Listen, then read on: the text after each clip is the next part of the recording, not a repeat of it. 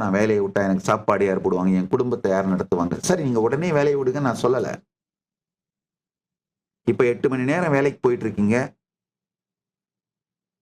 அந்த வேலையில வர சம்பளத்துல தான் உங்க வாழ்க்கையை நடத்துறீங்கன்னா உடனே வேலையை விடுங்கன்னு நான் சொல்லல.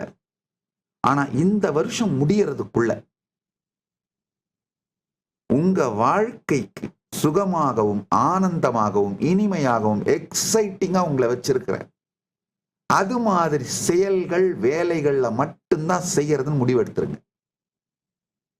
அப்ப இப்பத்துல இருந்து என்ன பண்ணுங்க, 8 மணி நேரம் வேலைக்கு போறீங்க, மீதி 16 மணி நேரம் உங்ககிட்ட தானே இருக்கு. அந்த டைம்ல இந்த ஆல்டர்னேட்டிவ் உங்களுக்கு ரொம்ப பிடிச்சமான விஷயங்களை செய்யறது மூலமா உங்களுடைய பொருளாதாரத்தை சேர்த்துக் கொள்ளுகிற அந்த செயல்களை துவங்குங்கள். ட்ரெக்கிங் பண்றது, டிராவலிங் பண்றது, விளாக் பண்றது, கோயில் கோயிலா போகணும்னு நினைக்கிறது, இந்த மாதிரி உங்களோட பேஷன் உங்களை எக்ஸைட் பண்ற, அதாவது எக்ஸைட்டிங்கா சேலஞ்ச் பண்ற இது மாதிரி விஷயங்களை முதல்ல உங்களை நீங்களே உட்கார்ந்து ஆராயுங்க. ஆராய்ஞ்சு லிஸ்ட் பண்ணுங்க. அதுக்கடுத்து அதுல சில விஷயங்கள் ஒரு மாசம் பண்ணா போர் அடிச்சிரும், 2 மாசம் பண்ணா போர் அடிச்சிரும், 3 மாசம் பண்ணா போர் அடிச்சிரும். அப்படி இருந்தா கூட பரவாயில்ல, அந்த 3 மாசம் செஞ்சு போர் அடிக்கிற வரைக்கும் செய்யுங்க. போர் அடிச்ச பிறகு மாத்திக்கலாம். இந்த மாதிரி ஒரு ஃப்ளூயிடான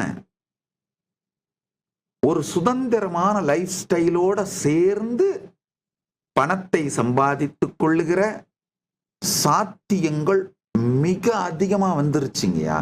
ஒண்ணே ஒண்ணு உங்களுக்கு என்ன வேணும்னா, ஆரம்ப காலகட்டத்துல உங்களை ஆர்கனைஸ் பண்ணிக்கிற அந்த நேக்கு மட்டும்தான் உங்களுக்கு தெரியணுங்கய்யா. உங்க நாளை வாழ்ந்து முடிச்சுனே வா, இந்த ஜாப் சாட்டிஸ்பேக்ஷன் அது இருக்கு பாருங்க, அது உங்க வாழ்க்கையை நித்திய நிகழ்விலே இருக்க வைத்து உங்களுக்கு மிகப்பெரிய ஆன்மீக மலர்ச்சியை அளிக்கும் சக்தி வாய்ந்தது. இந்த தொழில்தான் நல்லது, இந்த தொழில்தான் கெட்டதுன்னு சொல்றதுக்கு யாருக்குமே தகுதி இல்லைங்க. பிறர் பொருள் களவு கொள்ளாதீர்கள், அவ்வளவுதான்.